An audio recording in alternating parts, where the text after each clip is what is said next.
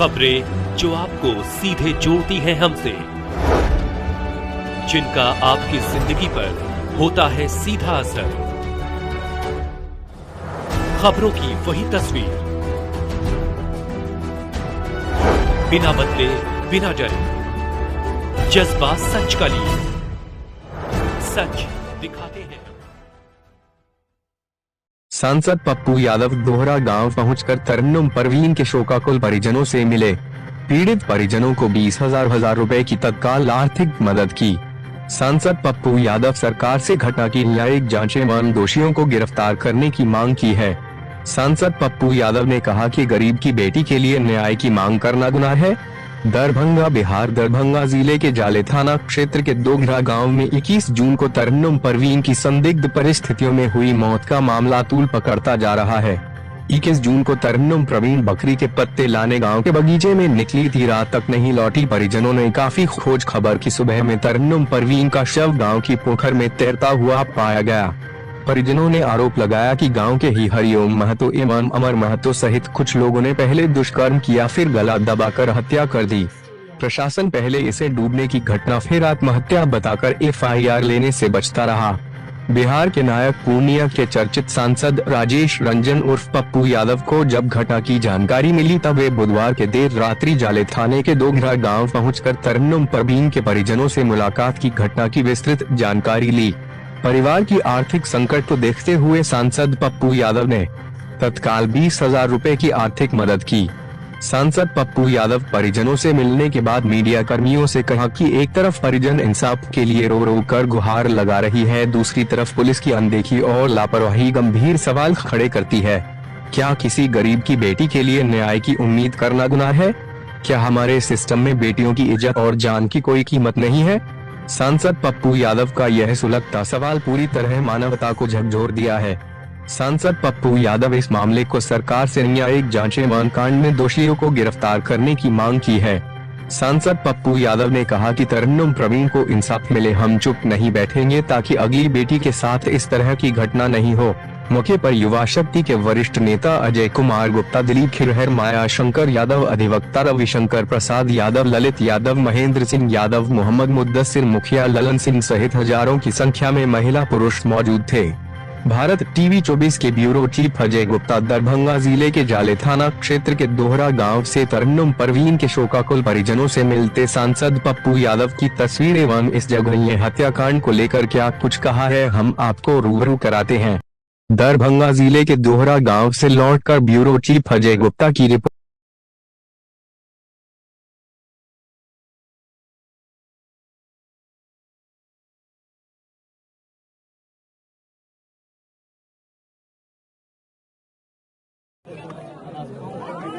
3 बिंदु 4 बिंदु है।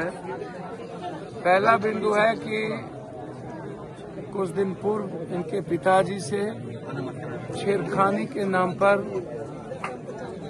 उस दोनों लड़का से कुछ कहा सुनी हुई थी उनके पिताजी के अनुसार। जी सर। दूसरा,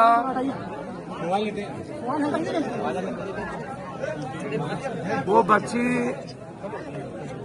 एक दिन पहले से गायब थी, शाम में वो नहीं लौटी। जब वो शाम में नहीं लौटी तो उनके परिजन उन्हें ढूंढने लगे।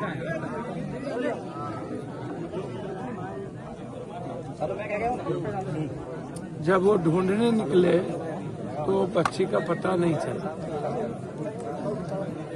सुबह 5 बजे बच्ची के को देखा गया पोखर में ढूंढते ढूंढते। ASP के प्रेस कॉन्फ्रेंस के अनुसार उनका कहना है कि पानी में डूबने के कारण उनकी मौत। जी।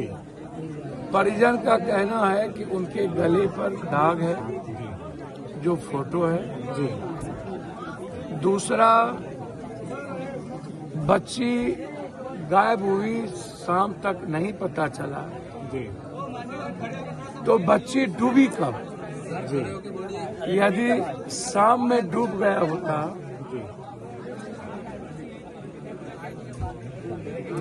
तो बच्ची का पता पहले ही चलता। पहले ही चलता सही। क्या बच्ची 12 बजे रात के बाद डूबी? जी तो फिर 12 बजे पहले तक बच्ची कहाँ थी? जब परिजन शाम के बाद ढूंढ रहे थे जी तो वो बच्ची 12 बजे के पहले, रात के पहले तक कहाँ थी? जी और यदि बच्ची डूबती तो कितने देर पानी से हम फूल के ऊपर होते?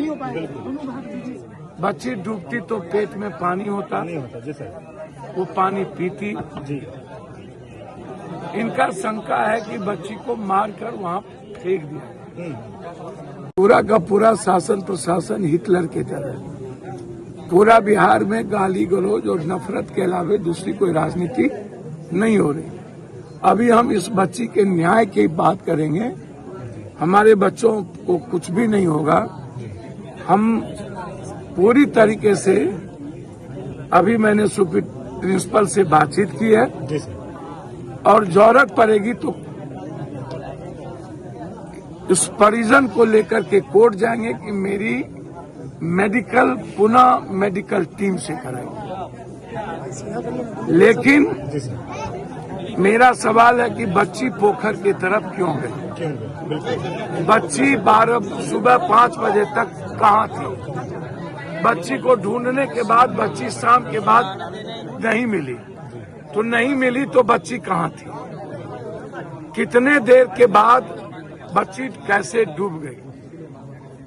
तो ये पूरा जांच का विषय है और बिना साइंटिफिक तरीके से यह घटना को आप डूबने का प्रक्रिया और मामला नहीं बता सकते। ये बिल्कुल गलत है। ऐसा नहीं लगता कि प्रशासन ने बहुत ज्यादा ही जल्दबाजी कर दिया? हाँ बिल्कुल बिल्कुल, प्रशासन ने जल्दीबाजी की है और मेरा मानना है इसमें कहीं न कहीं पॉलिटिकल बू आता है बिल्कुल। और किसी न किसी बड़े नेताओं की भूमिका इसमें संदिग्ध है। और 2 अमुख आदमी वहाँ थे जी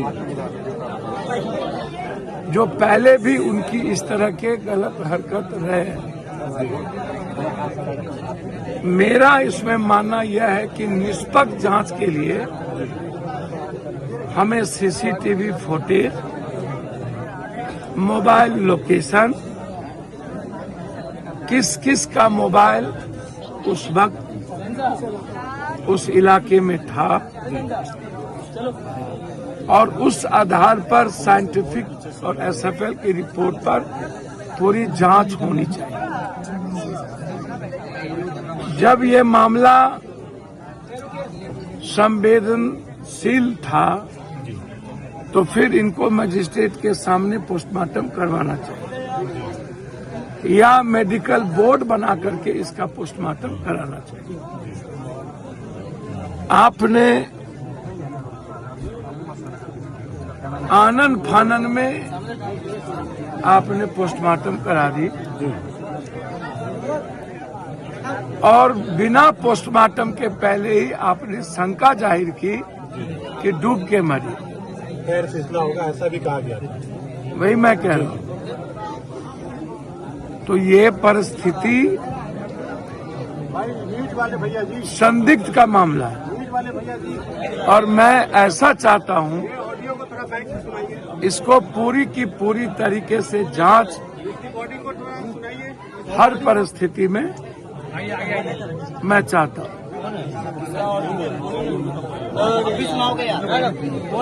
अब गांव के लोग इसमें निष्पक्ष जांच चाहते हैं। मैं चाहता हूं सरकार इसकी जांच एसआईटी टीम से कराए। लोगों का शंका है कि इसमें राजनीतिक हस्तक्षेप इसमें इन्वॉल्व हो गया है। निष्पक्ष जांच नहीं हो पा रहा है। मैं इसके निष्पक्ष जांच की मांग करता हूं, एसआईटी की मांग करता हूं, एसएफएल की रिपोर्ट मैं चाहता हूं, साइंटिफिक तरीके से इसकी जांच चाहता हूं सीसीटीवी फुटेज, मोबाइल लोकेशन और उस दोनों जिस पर एफआईआर किया गया उस दोनों के मोबाइल का पूरा कॉल डिटेल निकाला जाए और पुनः मेडिकल बोर्ड बैठा करके इसकी जांच हो। पुनः जांच की बात कर रहे हैं सर आप। युवाओं ने